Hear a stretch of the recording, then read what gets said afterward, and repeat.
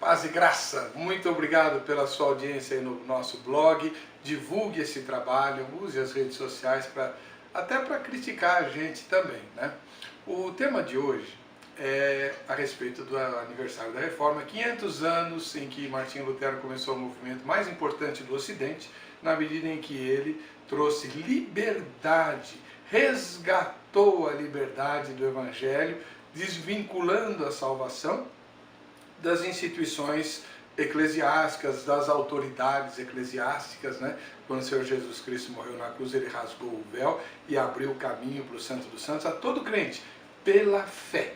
Unicamente pela fé no sacrifício de Cristo nós alcançamos a salvação, não precisamos de mais nada, apenas a fé no sacrifício, fé que vai demandar o arrependimento dos pecados, porque foram os pecados que mataram Cristo na cruz, não os pecados do mundo, o meu, o seu, o pecado daquele que crê, né?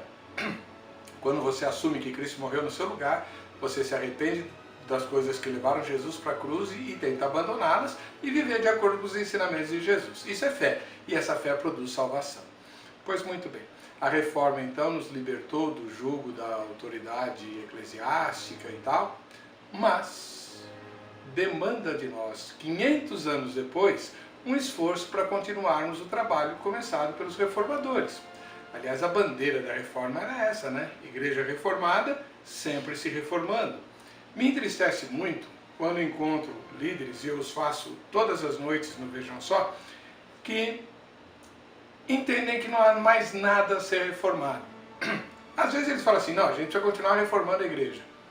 Eu pergunto, o que é que você mudaria na sua denominação? A maioria diz nada. Então vai reformar o quê? É esse o ponto que eu gostaria de abordar.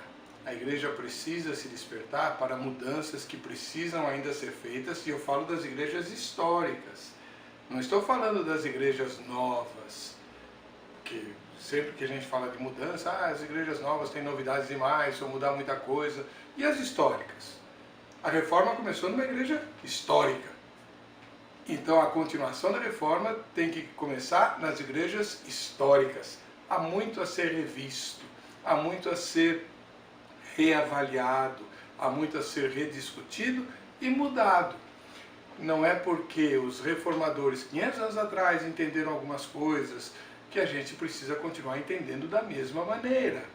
Por exemplo, o batismo infantil é uma questão que está mais ligada ao orgulho doutrinário, no meu modo de ver, e eu faço parte de uma igreja pedo-batista, mas há um orgulho doutrinário muito mais acentuado para não querer mexer nessa questão do que uma firme e forte convicção teológica permanente em todos os membros da igreja. Se fizer uma pesquisa entre todos os membros não oficiais e pastores, membros das igrejas pedo-batistas, a maioria vai dizer, olha, tenho dúvidas. E é para ter mesmo. O batismo infantil não é um ensino claro das Escrituras. Eu estou dizendo que não seja um ensino das Escrituras, mas que ele não é claro, não é. O próprio sistema de governo da igreja, né? A gente está preso aos mesmos modelos de 500 anos atrás, quando isso não é nem determinado pelas Escrituras. Por que a gente não pode rever isso? A Confissão de Fé de Westminster é do século XVII. Não tem nada para mudar nela? Não temos que atualizar nada? Há muita coisa que a gente precisa repensar para caminhar mais perto do Senhor Jesus e mais em harmonia com os ensinamentos do Pastor Supremo e do nosso Mestre Salvador. Aceito todas as críticas que vierem, mas gostaria que todos pensassem em como vamos continuar reformando a igreja. Um ósculo santo.